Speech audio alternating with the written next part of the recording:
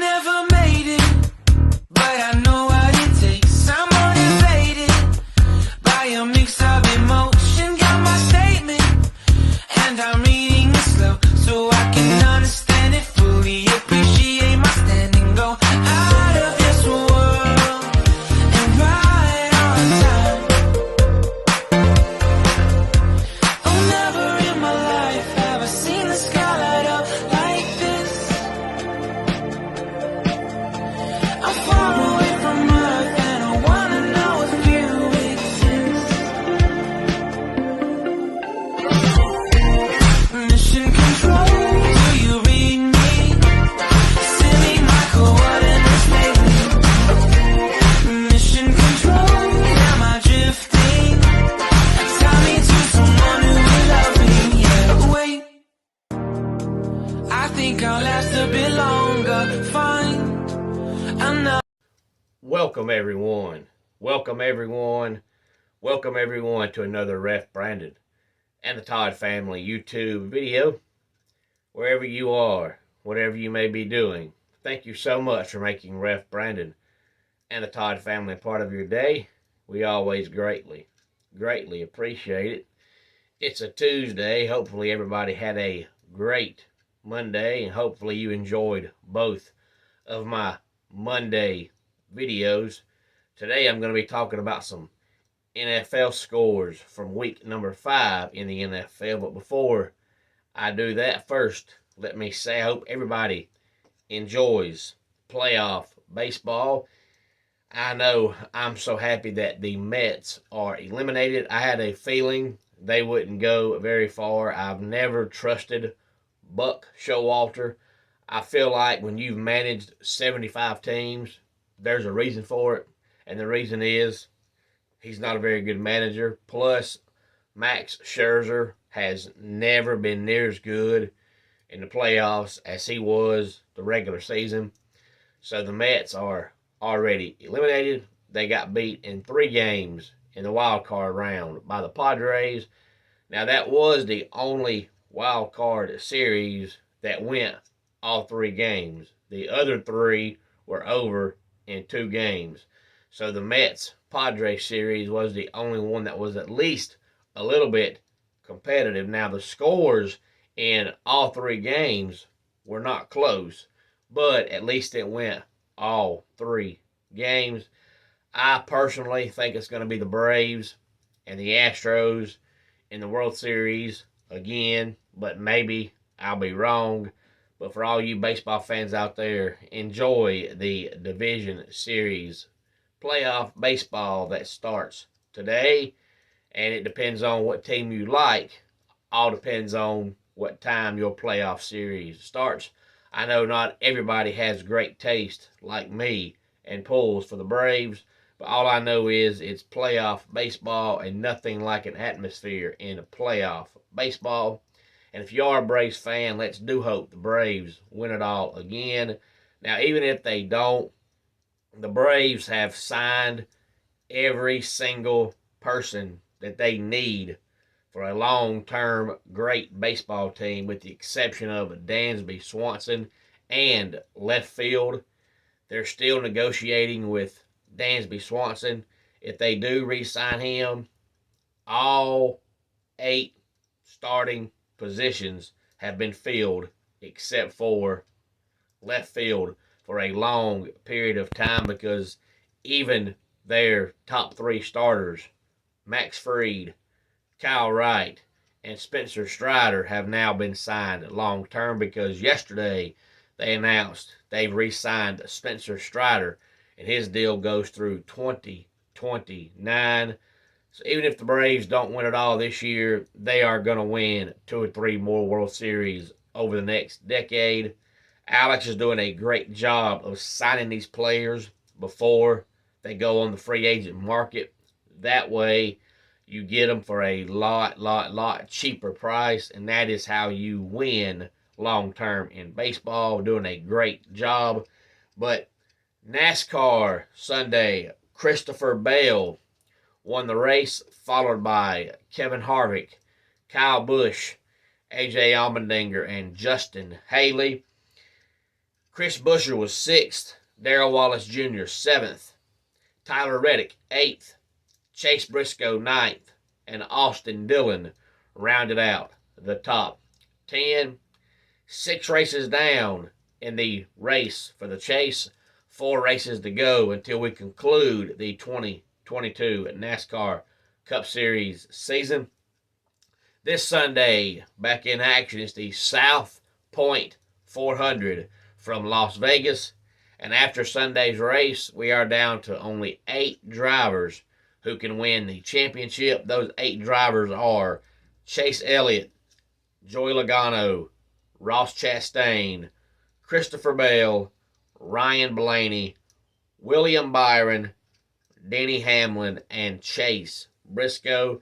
Last year's champion Kyle Larson was eliminated after this past Sunday's race. Of course, they'll run 3 more races, and then 4 more drivers will be eliminated, and then we'll go down to the 10th and final race in the chase, the final race of the season, with only 4 drivers competing, and one of those 4 will win the championship. There will be more than 4 drivers on the track, but only one of those 4 can win the championship. A lot of people like it, a lot of people don't. I understand the reason why they have the chase now, because you had a couple of years that the championship was over by August. And if you're trying to compete with football and your championship's been decided by the time football starts, then nobody's going to watch the rest of the season because it's useless. Once the championship's been decided, it doesn't matter what happens the rest of the season. You already have your champion determined. So I understand why they do it this way. Some like it, some don't. It's more competitive in my opinion. And a lot of people think they put more emphasis on wins now than they ever did. But there's never been anybody win a championship without winning a race. But there has been years like 2003 when Matt Kenseth won the championship, and he only won 1 race. And that's why I said last week I feel like Ryan Blaney's going to win it, because he has not won a race this year. He's just been consistent all year long. He's been top 5, top 10 almost every single week.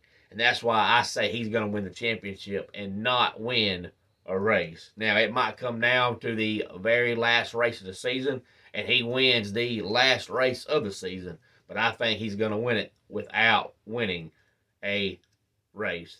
But on to some NFL scores.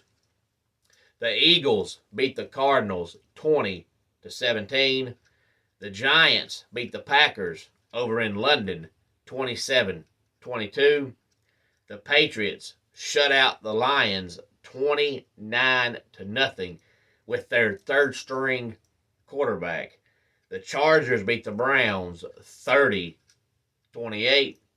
The Texans beat the Jaguars by the score of 13-6.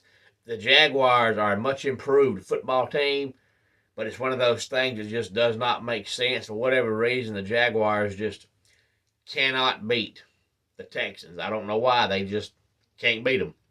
The Bucks beat the Falcons 21-15. The Bills beat the Steelers 38-3. The Jets beat the Dolphins 40-17. The Dolphins were down to their third-string quarterback because going into the game, Tua was out. And then Teddy Bridgewater threw 1 pass, and he got a concussion. So they were down to their third-string quarterback, Skylar Thompson. And speaking of the Dolphins, I told everybody a couple of weeks ago that I didn't think the Dolphins did anything wrong in the whole Tua thing. Well, the NFL said last week that the Dolphins did nothing wrong. They followed every single policy and every single rule they had to follow. Now, the doctor that determined Tua was cleared was fired, but that was not the Dolphins' fault. They did what they were supposed to do. But now the NFL is saying there's going to be some rule changes with the whole concussion protocol. But I hate when everybody always jumps conclusions without knowing and blame the Dolphins for everything, and the Dolphins did absolutely nothing wrong. If the doctor tells you he's cleared, you're going to play him. The Vikings beat the Bears 29-22. The Titans over the Commanders 21-17. The Saints beat the Seahawks 39-32. 49ers over the Panthers 37-15. And I've got more news on the Panthers coming up here in a couple of minutes. The Cowboys beat the Rams 22-10. Now the Cowboys have a dilemma because they're 4-0 with Cooper Rush as their quarterback. And of course, they're going to look at it and say Dak Prescott's our starter. He's our starter for a reason. But if I'm the Cowboys, I'm sticking with Cooper Rush. I don't care how much money Dak Prescott makes. I don't care how much money Dak Prescott's made.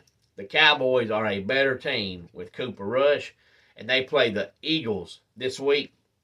Now watch Dak Prescott come back Sunday, and the Cowboys will get beat. The Ravens beat the Bengals 19-17. And the final game of the week, last night on Monday Night Football, turned out to be a pretty good game. The Chiefs beat the Raiders by the score of 30-29. And as I said, more news on the Panthers. They fired Matt Rule yesterday.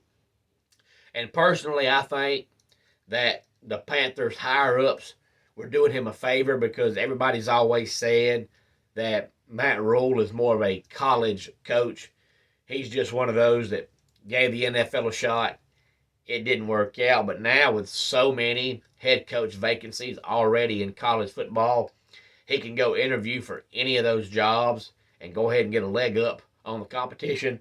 Because I don't think it's anything personal. I think it was all business. The Panthers just realized that with Matt Rule, they're not going anywhere. The main reason is they never could get the quarterback position figured out.